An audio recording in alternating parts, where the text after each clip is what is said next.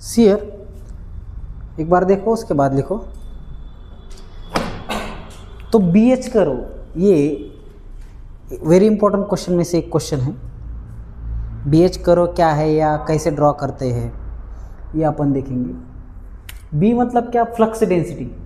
Okay, flux density B is equal to क्या रहता है, 5/A रहता है। फ्लक्स पर यूनिट एरिया किस में गिनते हैं, वेबर पर मीटर स्क्वायर में। H मध्ये, H मतलब फील्ड स्ट्रेंथ, तो H इज इक्वल टू क्या रहता है, N5/I रहता है। Okay, so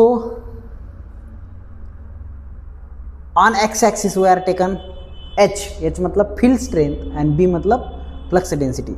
so curvature of BH curve is, BH curve और मैग्नेटाइजेशन कर्व, उसको क्या नाम है, magnetization curve is the graphical representation between B and H। तो B को क्या करेंगे, Y एक्सिस को लेंगे, H को क्या करेंगे, X एक्सिस को लेंगे, और ये कर्वेचर प्लॉट करेंगे, उसको क्या बोलते हैं, BH कर्व और मैग्नेटाइजेशन कर्व बोलते हैं। तो इसमें होता क्या है, तो इनिशियली करंट 0 रहता है, B 0 रहता है, H भी 0 रहता है। B 0 है, H भी 0 है, लेकिन जैसे अपन ने H बढ़ाना चालू किया B बढ़ना चालू होगा। H बढ़ा है, B बढ़ा, H बढ़ा, एक slowly as H increases B also increase, but कैसा, स्लोली। तो स्लोप कैसा है, स्लो डाउन है। तो ये region, okay, OX region. Then दूसरा रीजन, इधर H बढ़ाया तो B बढ़ रहा है, H बढ़ाया तो B एकदम से बढ़ रहा है, H बढ़ाया तो B एकदम से बढ़ रहा है। तो क्या होता है, ये क्या बता रहा है, परमेबिलिटी ऑफ मीडियम बता रहा है। ये स्लोप जो है वो क्या बता रहा है, परमेबिलिटी ऑफ मीडियम बता रहा है, म्यू बता रहा है।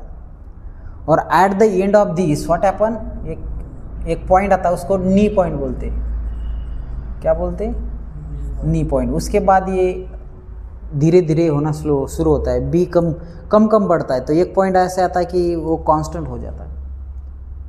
तो इस कर्व को क्या बोलते हैं, BH कर्व बोलते हैं।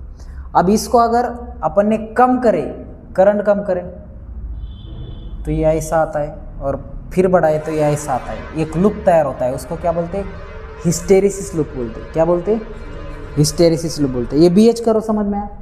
अब देखो इसके आगे अगर गए तुम, तो यस तो बढ़ता है लेकिन B नहीं बढ़ता, B थोड़ा थोड़ा देर तक बढ़ता है, और उसके बाद तो वो कांस्टेंट हो जाता है। उस पर्टिकुलर लेवल को सैचुरेशन बोलते हैं। क्या बोलते हैं, सैचुरेशन। तो यहाँ पे स्लोली बढ़ता है, यहाँ पे रैपिडली बढ़ता है, और रैपिडली बढ़ के ये परमेबिलिटी बताता है, रिप्रेजेंट करता है। और at the end of this knee point आ जाता है, और उसके बाद बियॉन्ड Y वो सैचुरेशन में चला जाता है। इतना भी लिखे तो आपको 4 मार्क मिलते हैं BH कर्व और मैग्नेटाइजेशन कर्व के लिए। समझ में आया। अभी हिस्टेरिसिस लूप क्या है वो अलग देखेंगे। यहाँ से अपन नीचे आते फिर ऊपर जाते तो एक लूप बनता है, उसको हिस्टेरिसिस लूप बोलते, तो अलग क्वेश्चन है। लेकिन BH कर्व बोले तो इतना लिखना, समझ में आया, 4 मार्क फिक्स होना। So write down this. So this is hysteresis loop. Which loop, hysteresis. Hysteresis losses, तुम्ही वेगवेगळे लॉसेस बघितले, ऐकले असाल ना हिस्टेरिसिस शब्द। तर काय होतं, हे आहे BH curve. So from this to this is OX, then this is XY and this is saturation. When saturation region is there, when current decreases, क्या करंट कम होगा तो ऐसा एक लूप तैयार होगा, फिर से इसको बढ़ाए तो ऐसा जाएगा। बघा करंट वाढत वाढत गेल्यावर हे असा एक कर्व तयार झाला, त्याला BH कर्व म्हणतात, बरोबर आहे, हे तर आपण शिकलो। पण होतं असं की जर त्या करंटला परत आपण कमी कमी करत गेलो तर ते असंच यायला पाहिजे ना, पण तसं येत नाही, ते वेगळ्या पाथने असं रिटर्न येतं आणि पुन्हा वाढवलं ते असं तयार होतं आणि ते एक लूप फॉर्म करतं। त्या लूपला आपण काय म्हणतो, hysteresis loop. Okay, so when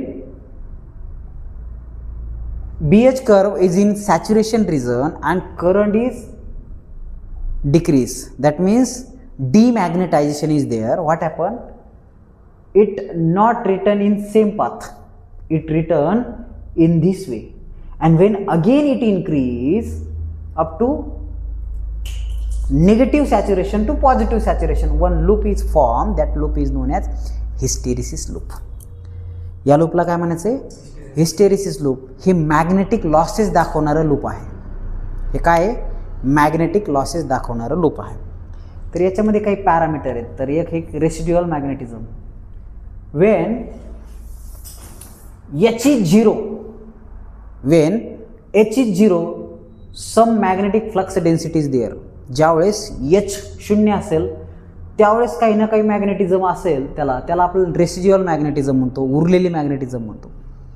त्याला आपण काय म्हणतो? रेसिड्युअल मॅग्नेटिझम म्हणतो, शिल्लक मॅग्नेटिझम म्हणतो. तर याच्यामुळे काही लॉसेस होतात. येतं लक्षात?